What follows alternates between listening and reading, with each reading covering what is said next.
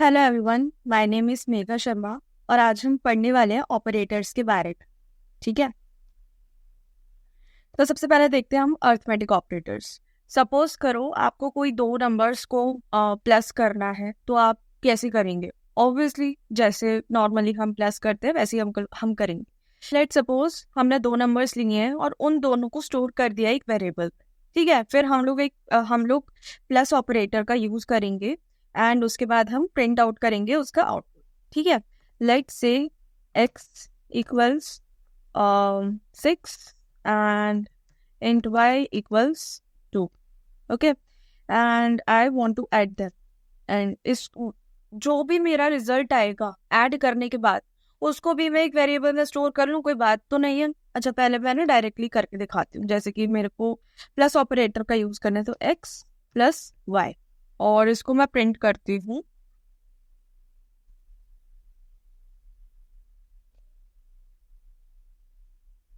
तो मेरा 8 आ गया। ठीक है, 6 + 2 = 8। अच्छा, मेरा जो भी रिजल्ट आएगा ना, मैं उसको एक वेरिएबल में स्टोर कर दूंगी।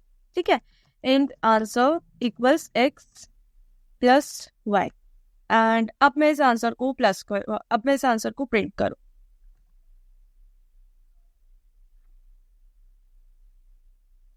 ओके, सेम आंसर हमें आ रहा है। देख लेते हैं माइनस ऑपरेटर। माइनस ऑपरेटर भी आपका सेम ही है। माइनस करेंगे तो आपको माइनस में 4 आने का होगा। ठीक है, मैं मल्टीप्लाई कर लेती हूँ। मल्टीप्लाई में एक्चुअली मेरे को एक्स यूज नहीं करना है, मेरे को यूज करना है ये स्टार। और ये देखिए, मेरे को 12 आ रहा है। अगर मैं डिवाइड करती हूँ, ये आपका डिवीजन का है। ओके, ये आपका डिवीजन का है। ठीक है, तो हमें आंसर आ रहा है 3। एंड अगर मैं इसका मॉड्यूलो करती हूँ तो एक्चुअली ये मॉड्यूलस ऑपरेटर है। ठीक है, इसका क्या मतलब है पहले मैं रन करके बताती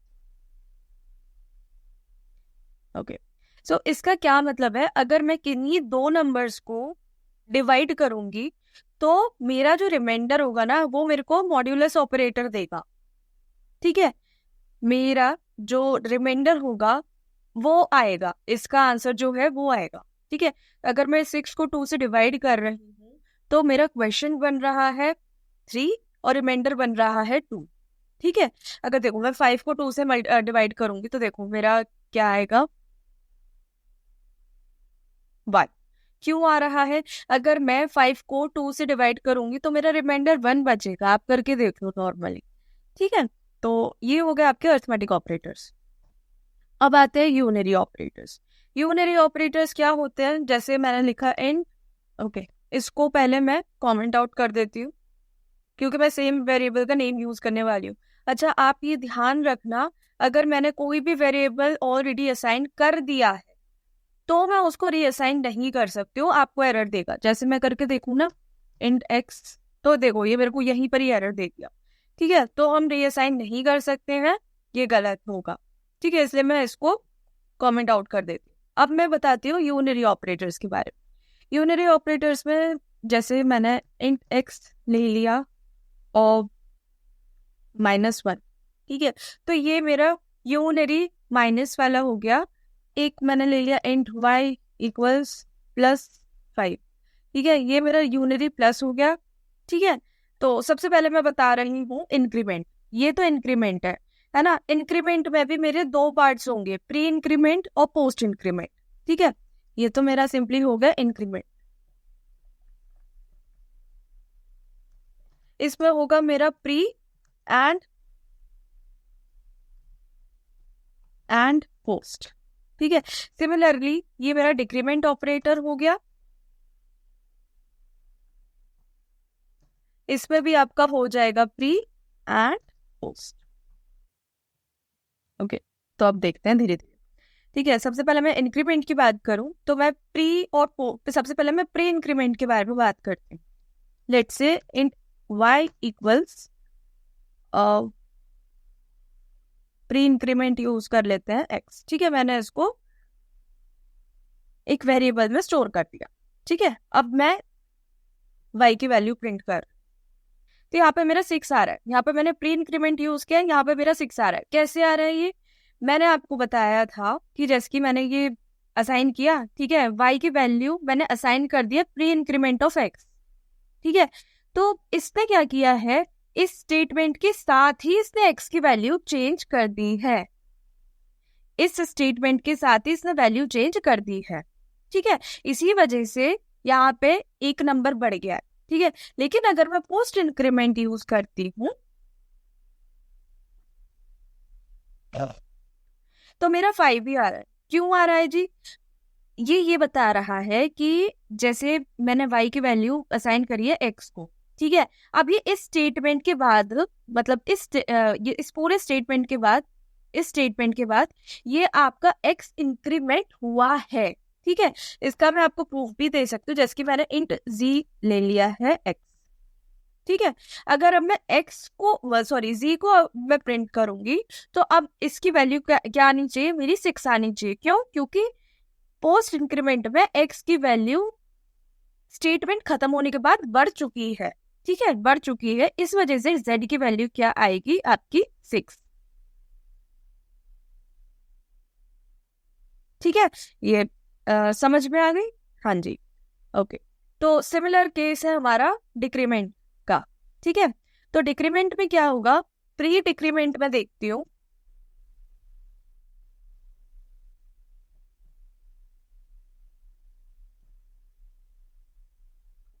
तो सेम मेरी वही कहानी आएगी, यहाँ पे 4 आएगा, ठीक है। और अगर मैं पोस्ट डिक्रीमेंट देखती हूँ तो मेरा 5 ही आना चाहिए, ठीक है। तो यहाँ पर मेरा 5 ही आ रहा है, ठीक है। क्यों आ रहा है जी? क्यों? क्योंकि पोस्ट इंक्रीमेंट में इस स्टेटमेंट को एग्जीक्यूट हो जाने के बाद इसकी वैल्यू चेंज हुई है, ठीक है। प्री इंक्रीमेंट में इस स्टेटमेंट के साथ ही वैल्यू चेंज हो गई है, पोस्ट डिक्रीमेंट में इस वैल्यू के एग्जीक्यूट हो जाने के बाद, मतलब ये स्टेटमेंट खत्म होने के बाद आपकी चेंज हुई है। ये आपको अगर नहीं समझ में आया हो तो दोबारा मेरे को कमेंट सेक्शन में बताना, मैं आपको दोबारा एक्सप्लेन कर दूंगी। बट ये बहुत इंपॉर्टेंट कॉन्सेप्ट है और इससे है ना आपके बहुत बेसिक बेसिक क्वेश्चंस पूछ लिए जाते हैं, ठीक है। तो अब मैं प्रिंट करूं z इक्वल्स x, तो देखो z की वैल्यू आपकी 4 आनी चाहिए, ओके, ठीक है। तो अच्छा, अब आता है आपका नॉट ऑपरेटर, सॉरी ये यूनिरी ऑपरेटर पे नहीं आएगा, हाँ जी, ठीक है। इसको भी अब मैं कमेंट आउट कर देती हूँ। अब देखते हैं हम लोग असाइनमेंट ऑपरेटर। असाइनमेंट ऑपरेटर के नाम से ही पता चल रहा है ये आपके असाइन करने के काम आता है, ठीक है। जैसे कि मैंने अभी अभी मैंने बताया था, जैसे कि int x equals let's say 9 ले लेते हैं and int y equals x, ठीक है। तो ये हमारा इक्वल टू वाला, ठीक है, असाइनमेंट ऑपरेटर हो गया, ये हमारा इक्वल असाइनमेंट ऑपरेटर हो गया। अगर मैं प्रिंट करूंगी y को तो मेरा क्या वैल्यू आनी चाहिए, 9, ठीक है। सिमिलरली अब मैं बताती हूँ plus equals, minus equal, multiply equal, divide equal का क्या मतलब है, ठीक है, ओके। सपोज करो मेरा एक वेरिएबल है x, एक मेरा वेरिएबल है y, और मैं इन दोनों को ऐड ऑन करना चाहती हूँ और वो रिजल्ट मैं डायरेक्टली x के अंदर स्टोर करना चाहती हूँ। समझे मेरी बात? मैं क्या चाह रही हूँ कि मेरे पास 2 नंबर्स हैं और इन दोनों को ऐड ऑन करके मैं x में स्टोर करना चाहती हूँ डायरेक्टली, ठीक है। तो वो मैं डायरेक्टली कैसे कर सकती हूँ, x प्लस इक्वल y, ठीक है। अब देखो मैं x की वैल्यू जब मैं प्रिंट करूंगी तो मेरे को 11 आएगा,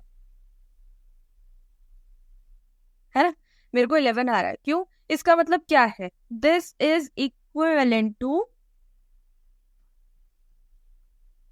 x equals x plus y, समझे?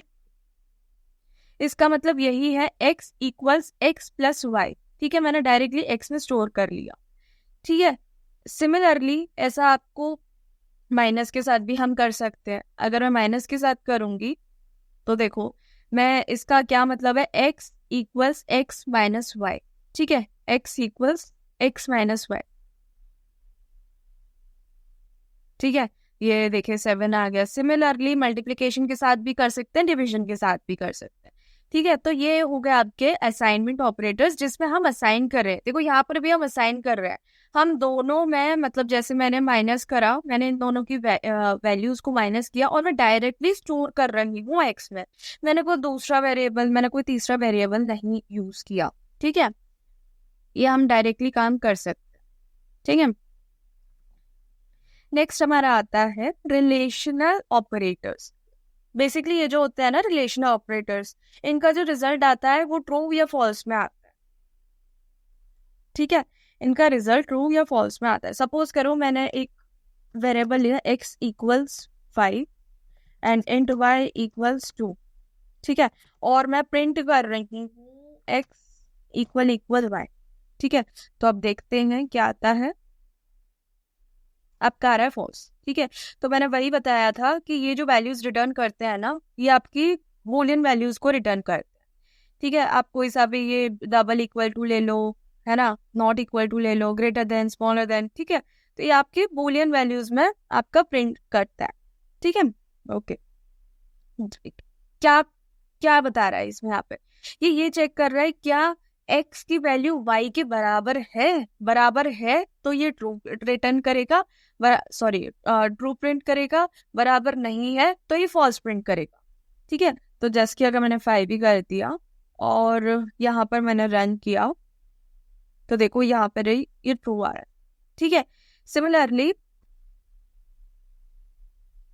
ठीक है, सिमिलरली मैं क्या कर सकती हूँ, मैं ये देख रही हूँ not equal to. Not equal to का क्या मतलब है, जस्ट इक्वल टू के बराबर, मतलब उल्टा। ठीक है, जस्ट इक्वल टू के ऑपोजिट। तो इसमें ये क्या चेक कर रहा है, मेरे को बताओ अगर x y की इक्वल नहीं है तो ट्रू प्रिंट करो, अदरवाइज फॉल्स प्रिंट करो।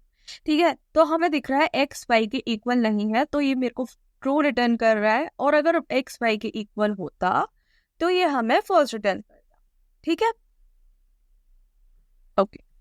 सिमिलरली मैंने आपको बताया था इफ एल्स स्टेटमेंट की वीडियो में, आपने नहीं देखी है तो आप जाके देखो कि किस तरह से मैंने बताया है।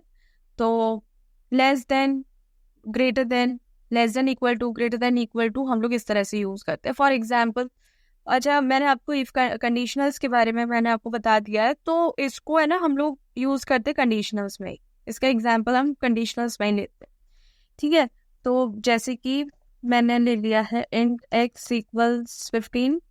ठीक है, एंड इस x is smaller than 5, then print value is smaller than 5। ठीक है, else value is greater than 5। ठीक है, तो क्या किया मैंने, अगर वैल्यू आपकी स्मॉलर देन 5 है तो मेरे को ये प्रिंट करना है, नहीं है तो मेरे को ये प्रिंट करना है। तो देखो अब ये मेरा परफेक्टली आ रहा है। ठीक है, तो यहाँ पर मैंने क्या यूज किया है, लेस देन ऑपरेटर यूज किया है। अगर मैं ग्रेटर देन ऑपरेटर यूज करूंगी तो क्या होगा, जस्ट इसका उल्टा हो जाएगा जी। क्यों, क्योंकि यहाँ पे इफ कंडीशन में मैं चेक कर रही हूँ x की वैल्यू अगर ग्रेटर देन है 5 से तो मुझे प्रिंट करना है वैल्यू स्मॉलर देन 5। ठीक है, sorry, value is greater than 5, otherwise value is smaller than 5। Okay, similarly मैंने आपको बताया था smaller than and smaller than equals to greater than and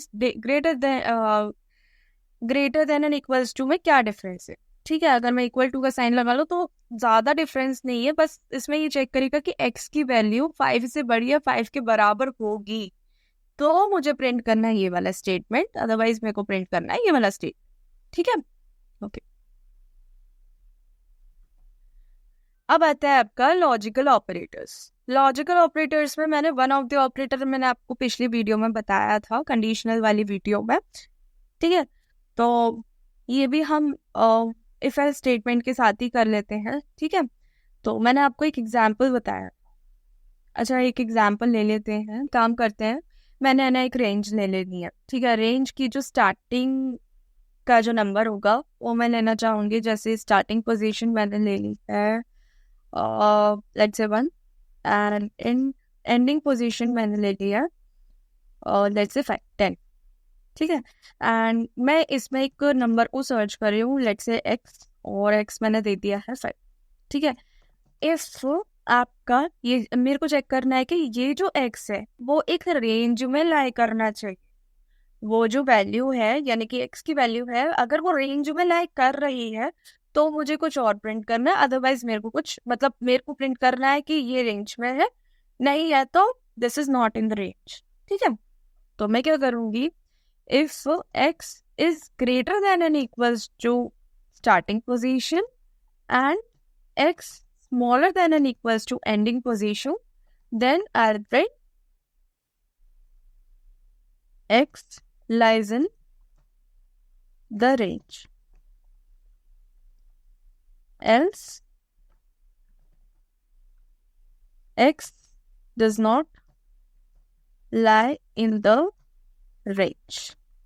okay, तो इसको प्रिंट करके देख लेते हैं। तो देखो x जो है हमारा रेंज में लाई कर रहा है। ठीक है, तो ये मेरा लॉजिकल एंड ऑपरेटर का एग्जाम्पल हो गया। लॉजिकल और ऑपरेटर का मैं एग्जाम्पल दूं तो आपको लेट सपोज आपको ये चेक करना है, लेट्स से 16 हम लोग दे देते हैं। ठीक है, तो मेरे को जैसे चेक करना है कि अगर मेरी ये आउट ऑफ रेंज है, मेरे को चेक करना है कि x की वैल्यू अगर मेरी आउट ऑफ रेंज है, मतलब उस रेंज में नहीं होनी चाहिए। वो जो रेंज है फ्रॉम 1 to 10 उस रेंज में नहीं होनी चाहिए। अगर इसके इधर या उधर साइड को मेरी वैल्यू है तो मैं प्रिंट करूंगी कि ये आउट ऑफ रेंज है, अदरवाइज ये रेंज में। ठीक है, तो मैंने लेट से -16 दे दिया।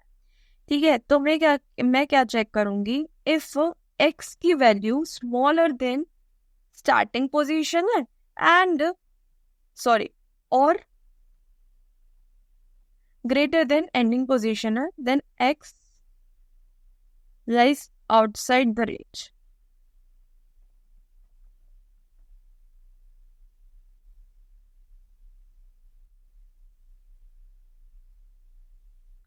lies in the range।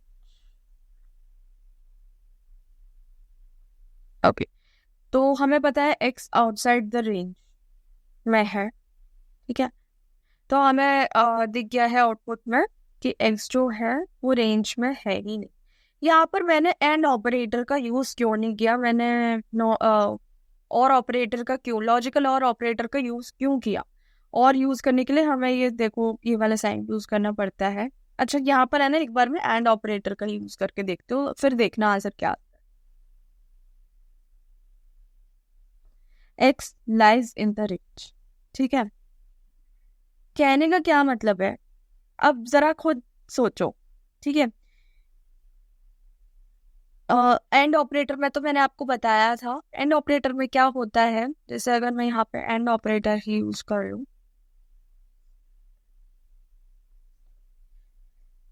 अगर जैसे कि मैं यहाँ पे एंड ऑपरेटर का यूज कर रही हूँ, तो एंड ऑपरेटर में क्या होगा कि अगर ये वाली कंडीशन अगर ट्रू है ना, तो फिर ये चेक करेगा ये वाली कंडीशन, और अगर ये भी कंडीशन ट्रू है तब ये आपका ये स्टेटमेंट जो है वो एग्जीक्यूट करेगा, अदरवाइज ये वाला स्टेटमेंट जो है वो एग्जीक्यूट करेगा।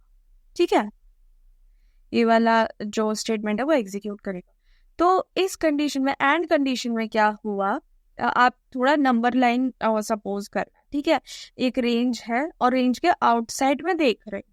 ठीक है, तो यहाँ पर ये क्या कर रहा है, इसको पता है x की वैल्यू जो है वो स्टार्टिंग पोजीशन से छोटी है ना, यहाँ पे देखो 1 है, यहाँ पे -16 है, डेफिनेटली ये कंडीशन मेरी ट्रू है, लेकिन ये कंडीशन मेरी फॉल्स हो गई।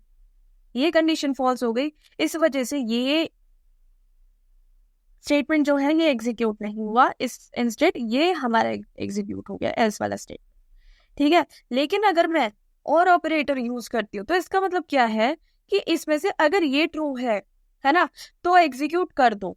ठीक है, और अगर पहला ही स्टेटमेंट फॉल्स है, दूसरा स्टेटमेंट ट्रू है, तब भी आप कर दो मतलब ये वाला स्टेटमेंट आप एग्जीक्यूट कर दो। ठीक है, यानी कि और ऑपरेटर हमारा ये बोलता है कि अगर आपका कोई भी स्टेटमेंट कोई भी कंडीशन आपकी ट्रू हो जाती है तो आप प्रिंट कर दो, अदरवाइज मत करो। तो इसमें हमें पता है कि x की वैल्यू जो है वो स्टार्टिंग पोजीशन से कम है, इसी वजह से इसने ये वाला जो स्टेटमेंट है वो एग्जीक्यूट कर दिया। ठीक है, और की कंडीशन। ठीक है, okay. Not operator, not operator में क्या होता है, आपका ट्रू का फॉल्स हो जाता है, फॉल्स का ट्रू हो जाता है। ठीक है, ट्रू का फॉल्स हो जाता है, फॉल्स का ट्रू हो जाता है। ठीक है, सपोज करो मेरे को चेक करना है कि कोई भी नंबर जो है वो आपका 2 से डिविजिबल है या नहीं, एक छोटा सा क्वेश्चन भी बन गया। ठीक है, तो उसमें मेरे को चेक करना है 2 से डिविजिबल है या नहीं। अगर डिविजिबल है ना, तो मेरे को प्रिंट करना है डिविजिबल बाय 2, नहीं है तो नॉट डिविजिबल बाय 2। ठीक है, तो जैसे कि मैंने एक नंबर ले लिया x इक्वल्स लेट से 18। ठीक है, मेरे को ये चेक करना है कि कोई ये जो नंबर है ये ऑड है या नहीं। अगर नहीं है तो मुझे कुछ भी प्रिंट नहीं करना है, लेकिन ऑड है तो मुझे प्रिंट करना है। तो मैं x की वैल्यू में चेक करूँ, x modulus operator 2 is not equal to 0, then odd। ठीक है, तो ये हमारा कुछ प्रिंट नहीं करना चाहिए, और देखो ये हमारा कुछ भी प्रिंट नहीं कर रहा है, लेकिन अगर हम इसको ऑड नंबर बना देते हैं तो ये हमारा डेफिनेटली प्रिंट करेगा ऑड। ठीक है, तो क्या हो रहा है इसको देखो, मैंने अभी रिवीजन भी करवा दिया ऊपर के ऑपरेटर्स का। अच्छा, इसका क्या मतलब है, ध्यान से देखना। इसका मतलब ये है, जैसे मैं आपको ब्रेक करके बताती हूँ, इफ के अंदर जो मैंने कंडीशन लिखी है वो मैंने कैसे लिखी है, जैसे x मॉड्यूलो 2। ठीक है, तो ये मेरे को क्या निकाल के देगा, ये मेरे को निकाल के देगा कि रिमाइंडर। ठीक है, यहाँ पे x की वैल्यू क्या है 17, 17 मॉड्यूलो 2 हमारा क्या देगा 1, डेफिनेटली मेरा 1 देगा, है ना, क्योंकि अगर मैं 17 को 2 से डिवाइड करूंगी तो मेरा क्या आंसर आएगा, मेरा आंसर आएगा 1, सॉरी रिमाइंडर आएगा मेरा 1। ठीक है, अच्छा जी, दूसरा हम चेक कर रहे हैं। अब देखो ये x मॉड्यूलो 2 हमारा ये आ गया 1 आ गया। अब x मॉड्यूलो 2 हमने जैसे कि 1 यहाँ पे लिख दिया। अब ये हमारा क्या आएगा 1, सॉरी 1 नॉट इक्वल टू 0। इसका मतलब होता है नॉट इक्वल टू। तो नॉट इक्वल टू में अब मेरे को पता है कि 1 जो है 0 के इक्वल नहीं है, 1 0 के इक्वल नहीं है, तो मुझे ऑड प्रिंट करना है। बेसिकली क्या बता रहा है कि अगर 2 से डिविजिबल नहीं है कोई नंबर तो मुझे बताना है ऑड, अदरवाइज इवन। और ऑड और इवन का जो है वो हमें कैसे चेक करना होता है कि 2 से डिविजिबल होना चाहिए भाई। ठीक है, तो यही सीन है इसका, और मैं इसको अब समझ में आ गई। तो ये बेसिकली होता है हमारा नॉट इक्वल। इसको अब मैं कमेंट आउट कर देती हूँ। एंड टर्नरी ऑपरेटर, ये आपका बहुत इंपॉर्टेंट है। आपके बिगिनिंग स्टेज पे आप शायद इतना यूज ना करें, बट ये आप लेटर ऑन आप डेफिनेटली यूज करने वाले। ठीक है, इसका जो सिंटेक्स होता है ना वो ये होता है, अब जैसे मैंने है ना ऊपर एक एग्जाम्पल दिया था ये वाला। ठीक है, तो इसको है ना मैं इतना लंबा नहीं लिखूंगी, मैं शॉर्ट में भी लिख सकती हूँ। ठीक है, तो मैं किस तरह से लिखूंगी इसको, मैंने लिखना है और जैसे कि मेरा स्टेटमेंट में ऐसी कोई चीज कॉपी कर लेती हूँ।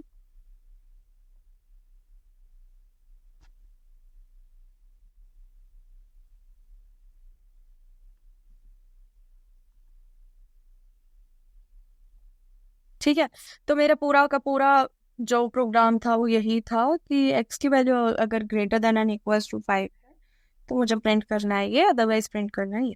ठीक है, तो मैं इसको अब सिंगल लाइन में मैं लिख सकती हूँ, सिंगल लाइन में मैं लिख सकती हूँ। मैं क्या कर रही हूँ, मैं एक स्ट्रिंग वेरिएबल ले लेती हूँ, स्ट्रिंग आंसर इक्वल्स टू, मैं x को चेक कर रही हूँ, x is greater than and equals to 5। If होता है तो मेरे को प्रिंट करना है वैल्यू ग्रेटर देन 5। ओके, नहीं तो मुझे प्रिंट करना है value is smaller then. Okay, and मैं प्रिंट कर दूंगी आंसर। पहले इसका आउटपुट देख लेते हैं, फिर मैं आपको बताती हूँ मैं क्या बोल रही हूँ। Okay, so value is greater than 5 और हमें पता है x की वैल्यू हमारी 50। ध्यान से देखना मैंने क्या किया है, सबसे पहले इसको समझते हैं, ठीक है। तो देखना जरा, ये यहाँ पर ये पहले मैंने कंडीशन लिखी है, कंडीशन में चेक कर रही हूँ कि x की वैल्यू अगर 5 है ना, अगर 5 है तो मुझे पहला वाला स्टेटमेंट एग्जीक्यूट करना है, अदरवाइज मेरे को दूसरा वाला स्टेटमेंट एग्जीक्यूट करना है, ठीक है। अगर आपकी जैसे कि अगर ये वाली कंडीशन ये कंडीशन आपकी ट्रू हो जाती है तो मुझे ये वाला स्टेटमेंट प्रिंट करना है, एग्जीक्यूट करना है, अदरवाइज एल्स ये वाला स्टेटमेंट एग्जीक्यूट करना है। तो अगर आप देखेंगे तो ये पूरा देखो इफ एल्स का स्टेटमेंट मेरा हो गया, ठीक है। अब मैं क्या कर रही हूँ, जैसे कि मैंने कंडीशन चेक करी तो उसके बाद मेरे को ये एग्जीक्यूट करना है, अगर ट्रू होती है कंडीशन तो मेरे को एग्जीक्यूट करना है। अच्छा, अब ये क्या है, हमारी स्ट्रिंग है, तो स्ट्रिंग को भी तो किसी वेरिएबल में स्टोर करना पड़ेगा ना, तो वो मैं वेरिएबल ले रही हूँ आंसर से, ठीक है। अगर मेरा ये स्टेटमेंट ट्रू होता है तो मेरी आंसर की जो वैल्यू हो जाएगी वो मेरी वैल्यू हो जाएगी वाला स्ट्रिंग, ठीक है। अगर ये स्टेटमेंट मेरा फॉल्स होता है तो मेरी आंसर की जो वैल्यू हो जाएगी वो मेरी हो जाएगी ये वाला स्टेटमेंट। समझ में आई? यही चीज है, यही फंडा है इसका टर्नरी ऑपरेटर का। हम डायरेक्टली, अगर मेरा इफ एल्स स्टेटमेंट है मैं डायरेक्टली कर सकती हूँ, ठीक है। और उसको मैंने है ना डायरेक्टली देखो स्टोर भी कर दिया, ठीक है। अब मैं रन करके देखती हूँ तो मेरा देखो ये आ रहा है value is greater than 5। Okay, इसको मैं कमेंट आउट कर देती हूँ। अब आता है आपका बिटवाइज ऑपरेटर। बिटवाइज ऑपरेटर का आपको नाम से ही आपको पता चल जाता है कि इसमें कुछ बिट्स का यूज होने वाला है, मतलब जो भी हम नंबर लिखेंगे, जैसे मैंने x = 2 लिखा तो वो वेरिएबल सबसे पहले आपका, जब हम बिटवाइज ऑपरेटर यूज करेंगे ना, तो वो सबसे पहले आपका चेंज होगा बिट्स में, ठीक है, बाइनरी नंबर्स में, बाइनरी डिजिट्स में वो आपका चेंज होगा। उस चेंज होने के ये आपका है ना बैकएंड में ही चलेगा, मतलब पीछे प्रोसेसिंग में चलेगा, और आपका वो नंबर सबसे पहले बाइनरी नंबर्स में चेंज हो जाएगा। बाइनरी नंबर्स में चेंज होने के बाद वो अपना फंक्शनिंग परफॉर्म करेगा, फंक्शनिंग परफॉर्म करने के बाद आपको वो आउटपुट देगा, ठीक है। अच्छा, इसको है ना थोड़ा सा अच्छे से समझ लेते हैं। लेफ्ट शिफ्ट और राइट शिफ्ट बताने से पहले मैं आपको बताना चाहती हूँ how to convert decimal to binary and binary to decimal, ठीक है। तो पहले हम देखेंगे decimal to binary.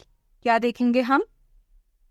Decimal to binary, ठीक है। तो डेसिमल टू बाइनरी चेंज करने का जो मेथड होता है वो हम जो ट्रेडिशनल मेथड होता है ना वो हम यूज नहीं करेंगे, उसको भी मैं बताऊंगी जब मैं बिट मैनिपुलेशन के क्वेश्चंस करवाऊंगी। लेकिन फिलहाल आप एक शॉर्टकट मेथड देख लो, है ना। जैसे मेरे को चेंज करना है 8 को मेरे को बाइनरी में चेंज करना है, तो 8 को मैं बाइनरी में कैसे चेंज करूंगी? 8 हमारा खुद इवन नंबर है, ठीक है। तो इवन नंबर के लिए मैंने ऐड ऑन कर दिया 0, ठीक है। अब मेरे को इसको 2 से डिवाइड करना है, 2 से डिवाइड करने के बाद हमारा आएगा 4 is also an even number, 0 add on कर दिया। फिर मेरे को 2 से डिवाइड करना है, 2 is also an even number, 0 add on कर दिया। फिर मेरे को 2 से डिवाइड करना है 1 इज ऑड नंबर, देन मैंने 1 को ऐड ऑन कर दिया, ठीक है, इस नंबर में। तो बेसिकली जब 8 को हम लोग बाइनरी में देखेंगे तो हमारा 1000 ये आएगा, ठीक है। ओके, एक और एग्जाम्पल देख लेते हैं ऑड का, ठीक है। जैसे कि हमारे पास है 15 को जब मैं चेंज करूंगी बाइनरी में तो देखो मैं कैसे चेंज करूं। 15 हमारा ऑड नंबर है, ठीक है, तो मैंने 1 ऐड ऑन कर दिया, ठीक है। 15 को मैंने 2 से डिवाइड किया तो मेरा 7.5 आएगा। तो 7.5 में मेरे को बेसिकली इंटीग्रल पोर्शन चाहिए, ठीक है। तो इंटीग्रल पार्ट आपको क्या है? 7, ठीक है। 7 is also an odd number, तो यहाँ पे मैंने 1 एक और ऐड ऑन कर दिया। अगेन मैं 2 से डिवाइड करूंगी तो 2 से डिवाइड करने के बाद मेरा 3.5 आएगा। इंटीग्रल वैल्यू क्या है इसकी? 3। अगेन मैं 2 से डिवाइड करूंगी, 2 से डिवाइड करने के बाद 1.5 आना चाहिए। 1.5 के बाद मैं आपका इंटीग्रल पोर्शन क्या है आपका 1, यहाँ पर आ जाएगा आपका 1, ठीक है। तो 3 भी हमारा ऑड नंबर था एंड 1 भी हमारा ऑड नंबर है, तो आपका 15 का बाइनरी नंबर हो गया 1111, ठीक है। तो ये तो आपका सिंपल था। अब मैं आपको बताती हूँ बाइनरी टू डेसिमल को हम लोग कैसे चेंज करते हैं।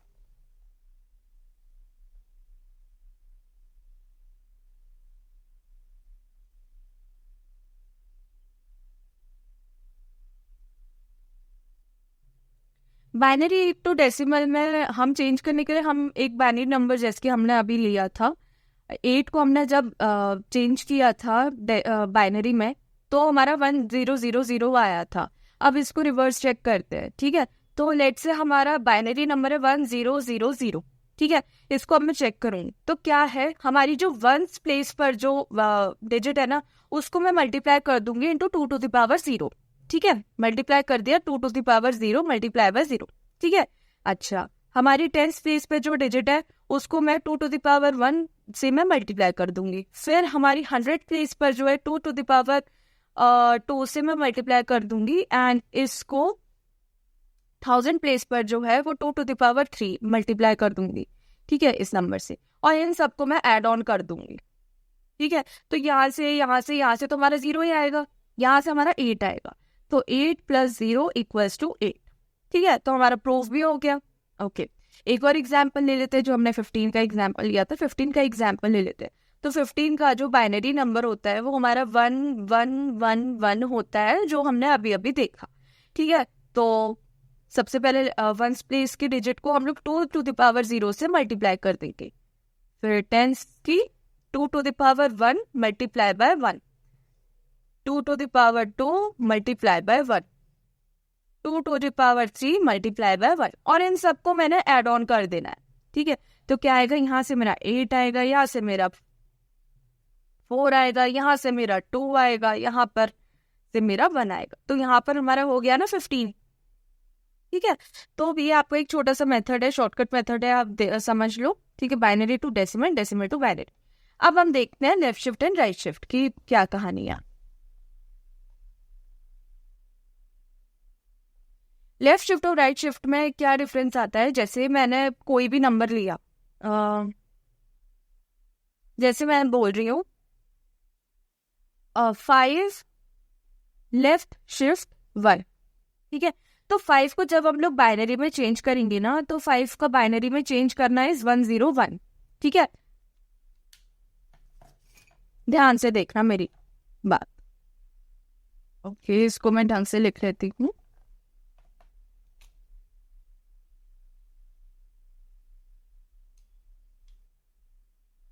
One 101 is binary number of 5, ठीक है। ओके, तो यहाँ पे और भी स्पेसेस है ना। अच्छा, यहाँ पे अगर मैं 101 लिख रही हूँ ना, तो बाय डिफॉल्ट यहाँ पे पीछे को जो मतलब होती है ना डिजिट्स, वो मान के चलते हैं 000 है, ठीक है। तो हम इनफाइनाइट 0 लगा ले, वो बात एक ही है। ओके, अगर मैं 5 को लेफ्ट शिफ्ट कर रही हूँ बाय 1, इसका क्या मतलब है। 5 को मैं 1 लेफ्ट शिफ्ट कर रही हूँ, तो इसका मतलब है कि मैं एक प्लेस से 5 को शिफ्ट कर रही हूँ लेफ्ट में, ठीक है, लेफ्ट में शिफ्ट कर रही हूँ।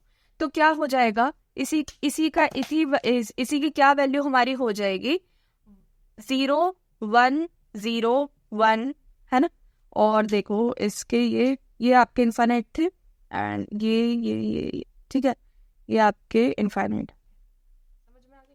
तो बेसिकली क्या हुआ है, मेरा 1 एक शिफ्ट होके यहाँ पर आ गया, मेरा 0 एक शिफ्ट होके यहाँ पर आ गया, मेरा 1 एक शिफ्ट होके हमारा लेफ्ट शिफ्ट हो गया, और यहाँ पे हमारा 0 आ गया ऑटोमेटिकली, ठीक है। तो बेसिकली जब हम लोग 5 को 1 शिफ्ट करेंगे, जैसे ये तो हमारा 5 था, है ना, 5 को 1 से लेफ्ट शिफ्ट करेंगे तो हमारी वैल्यू क्या आ जाएगी, इसको जरा चेंज करके देखते हैं, 1010 को इसको चेंज करके देखते हैं। तो ये आ जाएगा आपका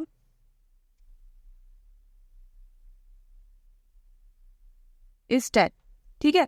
तो ये आ जाएगा आपका 10, ओके।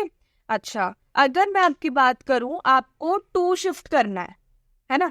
अब मैंने 5 लेफ्ट शिफ्ट बाय 1, अगर मैं यहीं पर ही बोल दूं कि यहाँ पर मेरा था 2, तो इसका क्या मतलब है, अभी देखो, मैं 2 को लेफ्ट शिफ्ट कर रही हूँ, मतलब 5 को 2 से लेफ्ट शिफ्ट कर रही हूँ, तो ये हमारा 2 प्लेसेस पीछे पहुंच जाएगा, जैसे कि ये है ना, जैसे कि ये है, तो मेरा 2 मतलब प्लेसेस पीछे पहुंच जाएगा। तो ये 1 हमारा यहाँ पर आ जाएगा, 0 यहाँ पे आ जाएगा एंड 1 हमारे यहाँ पर आ जाएगा, और आगे की बची हुई प्लेसेस पे हमारा आ जाएगा 0 0, यहाँ पे 1, यहाँ पे 0, यहाँ पे 1।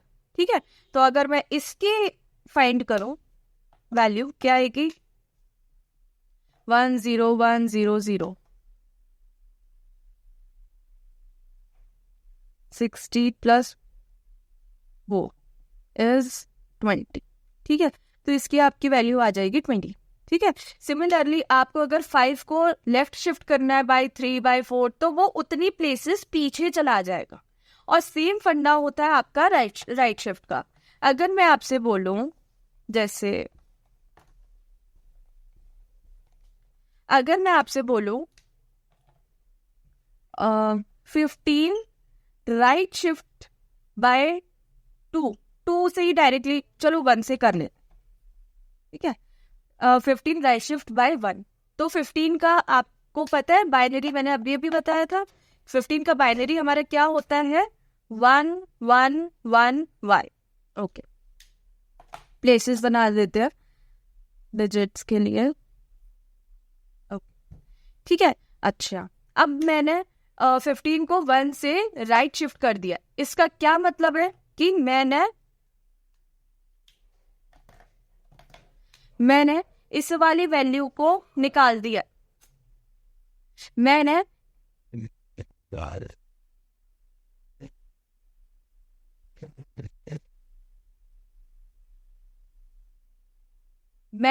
इस वाली वैल्यू को निकाल दिया है ना। मैंने ये पूरे डिजिट एक मतलब ये जो मेरा बाइनरी नंबर बना, ये मैंने 1 राइट शिफ्ट कर दिया, मतलब 1 खिसका दिया। ठीक है, तो हमारा क्या बना, ये हमारा 1 आ जाएगा यहाँ पर इसकी प्लेस पर, ये हमारा 1 इसकी प्लेस पर आ जाएगा, ये हमारा 1 इसकी प्लेस पर आ जाएगा। ठीक है, अगर मैं प्लेसेस बनाऊं, देखो this one this one this one this one, ठीक है, ये तो है। ठीक है, तो ये वाला 1 मेरा यहाँ पर आ गया, ये वाला 1 मेरा यहाँ पर आ गया, ये वाला 1 मेरा यहाँ पर आ गया, और ये वाला 1 मेरा आउट हो गया। ठीक है, तो अब देखो इसकी क्या वैल्यू आएगी, ये तो हमारा था 15, 1 1 बाय 1 1 1 की क्या वैल्यू आएगी, 4 + 2 + 1 इज 7। ठीक है, तो 1 1 1 आएगी, 1 1 1 की डेसिमल वैल्यू हमारी है 7। ओके, ठीक है, तो यही फंडा होता है आपका लेफ्ट शिफ्ट और राइट शिफ्ट का। लेफ्ट शिफ्ट कर दिया, let's say int y equal, और उसको मैंने एक वेरिएबल में स्टोर कर दिया, int y equals to x, left shift 1। Okay, and अब मैं देखो प्रिंट करूंगी और y को, तो देखो ये आपका आना चाहिए। अगर आपको ये वीडियो पसंद आई हो, then do like this video, subscribe to my channel and share it with your friends. Thank you.